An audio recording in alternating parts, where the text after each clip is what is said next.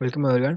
So இந்த கோர்ஸில் நம்ம என்ன பார்க்க போகிறோம்னு பார்த்தீங்கன்னா, ப்ரோக்ராமிங் லாங்குவேஜில் இருக்க ஃபண்டமெண்டல் கான்செப்ட்ஸ் எல்லாத்தையுமே சி லாங்குவேஜை வச்சு எப்படி அப்ரோச் பண்ணுறதுன்னு பார்க்க போகிறோம். ஸோ இது வந்து ஒரு சி பிகினர் கோர்ஸ்.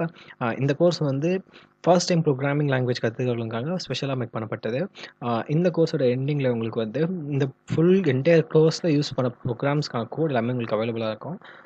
ஸோ நீங்கள் ஈஸியாக அதை ரெஃபர் பண்ணிக்கலாம். ஸோ இந்த கோர்ஸ் வந்து ஃபுல் அண்ட் ஃபுல் ப்ராக்டிக்கல் ஓரியன்டாக தான் இருக்கும் போது ஸ்டார்டிங்லேருந்து பேசிக் கான்செப்ட்லேருந்து ஆரம்பித்து ஒன் பை ஒன்னாக நம்ம அட்வான்ஸ் லெவல் கான்செப்ட் வரைக்கும் பார்க்க போகிறோம். ஓகே, ஸோ நெக்ஸ்ட் வீடியோவில் வந்து நம்ம சியில் இருக்க ஒரு விஷயத்தையும் எக்ஸ்ப்ளோர் பண்ண ஆரம்பிச்சிடலாம். So thank you.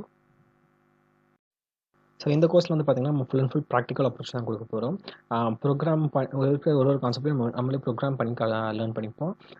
இந்த கோர்ஸோட எண்டிங்கில் வந்து உங்களுக்கு இந்த course throat the course use பண்ண கோர்ஸ் எல்லாமே உங்களுக்கு அவைலபிளாக இருக்கும். ஸோ நீங்கள் ரெஃபரன்ஸ் எடுத்து பார்த்து வச்சுக்கலாம். ஸோ இந்த வீடியோவில் நம்ம என்ன பார்க்க போகிறோம்னு பார்த்தீங்கன்னா, சி லாங்குவேஜோட ஒரு இன்ட்ரடக்ஷன் பார்த்து பார்ப்போம். சி லாங்குவேஜ் நம்ம ஏன் சூஸ் பண்ணோம், அதோட அட்வான்டேஜ் என்ன. ஸோ பற்றி சி லாங்குவேஜ் பற்றி ஒரு ஓவர்வியூ இந்த வீடியோவில் பார்க்க போகிறோம். ஸோ இந்த சி லாங்குவேஜ் வந்து பார்த்திங்கன்னா, இது வந்து நியர்லி 1980s கிட்ட டெவலப் ஆனது. ஸோ இதை வந்து டெனிஸ் ரிச்சின்றது அவர் வந்து டெவலப் பண்ணார். ஸோ இதெல்லாமே நமக்கு தெரிஞ்ச விஷயம் தான். இந்த சி லாங்குவேஜ் எங்கே யூஸ் ஆகுதுன்னு கேட்டிங்கன்னா, மோஸ்ட்லி இது வந்து இருக்கிற ஹார்ட்வேரோட எங்கெல்லாம் நம்மளோட சாஃப்ட்வேர் இன்ட்ராக்ட் ஆகுமோ அந்த இடத்துல அந்த சி லாங்குவேஜ் வந்து நம்ம இம்ப்ளிமெண்ட் பண்ணுவோம்.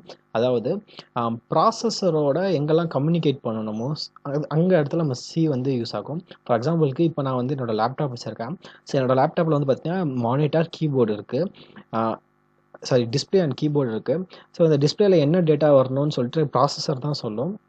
ஸோ இந்த ப்ராசஸருக்கும் என்னோடய ஹார்ட்வேருக்கும் கம்யூனிகேஷனாக ஒரு டூல் இருக்கும். அதை தான் நம்ம கர்னல் சொல்லுவோம். அந்த சாஃப்ட்வேரை தான் நம்ம கர்னல் சொல்லுவோம்.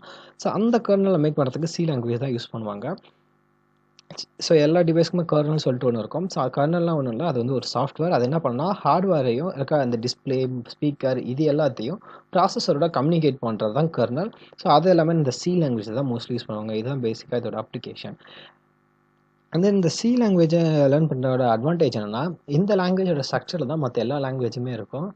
இதை டிபெண்ட் பண்ணி இல்லை, இதோட ஸ்டைலில் இருக்கும். ஸோ நம்ம சி லாங்குவேஜ் கற்றுக்கும் போது மற்ற லாங்குவேஜை கற்றுக்கிறதும் நமக்கு ரொம்ப ஈஸியாகவே இருக்கும். ஃபார் எக்ஸாம்பிளுக்கு இப்போ நீங்கள் சி லாங்குவேஜ் கற்றுக்கிங்கன்னா அடுத்து C++ போகிறது, ஜாவாலாம் நீங்கள் ஈஸியாக லேர்ன் பண்ணிப்பீங்க.